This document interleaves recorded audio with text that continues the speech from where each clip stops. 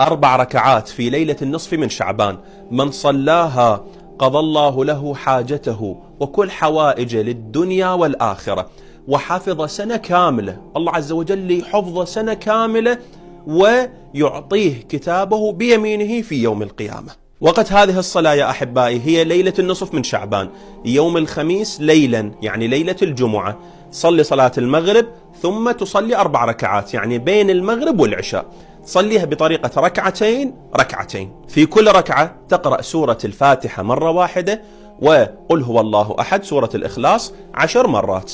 بعد ما تكمل ال4 ركعات تجلس في مكانك وتقول هذه العبارات، تقول يا رب اغفر لنا 10 مرات، يا رب ارحمنا أيضا 10 مرات، يا رب تب علينا أيضا 10 مرات.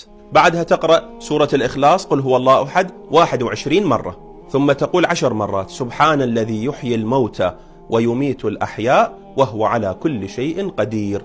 ففي الحديث عن رسول الله صلى الله عليه وآله أنه اللي يصلي هاي الصلاة ويقول هذه الأذكار بعدها بعد ال4 ركعات قضى الله له كل حاجة من حوائج الدنيا والآخرة، وأعطاه كتابه بيمينه، وكان في حفظ الله إلى قابل إلى سنة كاملة إن شاء الله تعالى.